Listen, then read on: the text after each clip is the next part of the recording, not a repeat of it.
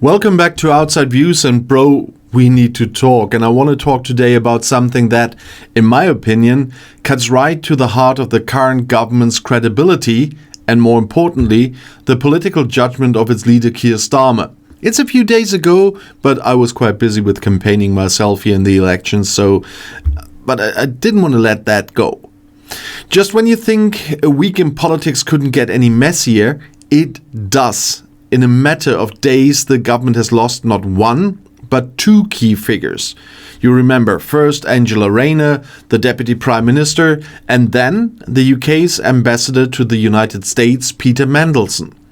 And while the Rayner situation was its own knot of complexity, the messy exit of Mandelson, to me, was something else entirely. It was, as many are saying, entirely predictable. So the real question is not what went wrong, but why on earth the Prime Minister didn't see it coming. This whole situation, from my outside perspective, feels like a slow-motion car crash that everyone saw coming, except for the driver. And let's start with the immediate catalyst for his sacking. Prime Minister Starmer, according to reports, spent an evening reading through a set of new emails between Mandelson and the convicted child sex offender Jeffrey Epstein. We're not talking about a casual acquaintance here. We're talking about a level of detail that insiders have described as nauseating. The most damning part, the part that in my view made Mandelson's position completely untenable, was the content of those emails. In them, Mandelson reportedly urged Epstein, after he was charged, to fight for early release and told him that his friend would stay with you and love you. Just think about those words for a moment. They are a shocking display of loyalty to a man whose crimes are, to be frank, abhorrent. And Mandelson's message that it just could not happen in Britain is a staggeringly tone-deaf and a chilling comment to make about a man who was a sexual predator. The idea that his friends would stay with you and love you sends a shiver down your spine, especially when you consider the victims.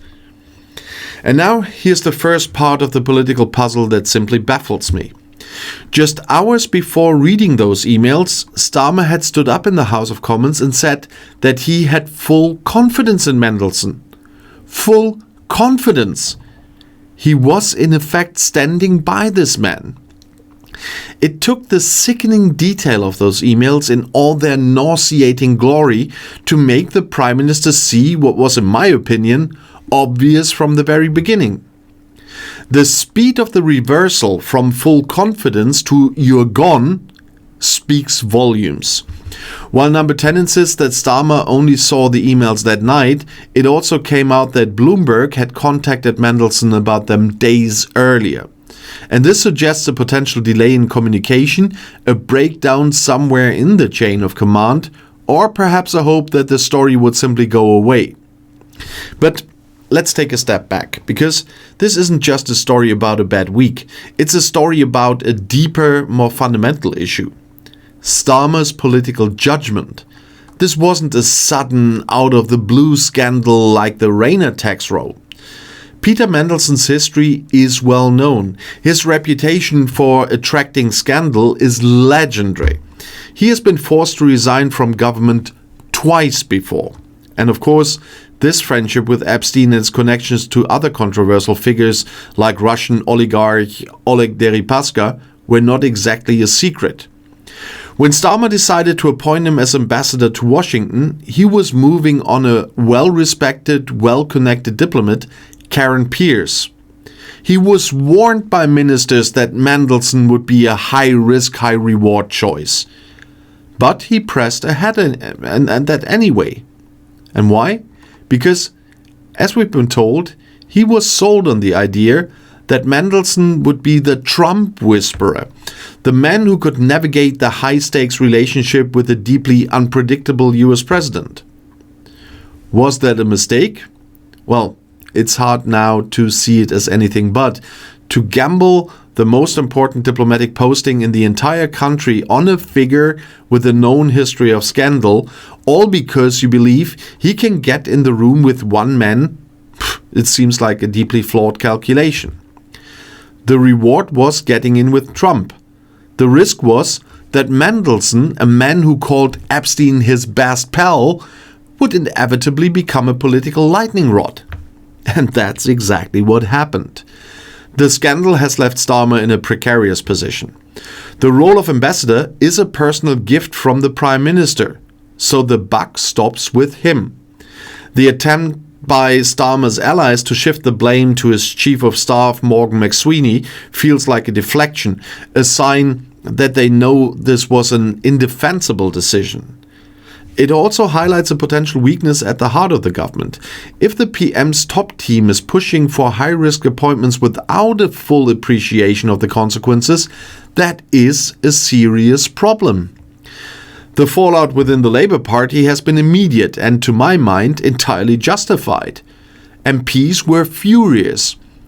Before the sacking was even announced, a junior minister said he was really disturbed by the emails, and a former frontbencher spoke of widespread revulsion.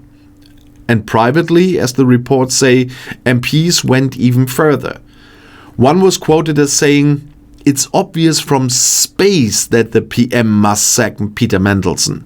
This risks being Chris Pincher on steroids." And the comparison to the scandal that ultimately brought down Boris Johnson is a testament to how seriously many in the party are taking this. And this brings me to what I think is the biggest and most damaging long-term consequence for Starmer. His supporters and his allies are quick to say that, unlike the previous government, he acts quickly and decisively when things go wrong. And that's true. Rayner was gone in days. Mandelson was gone in days.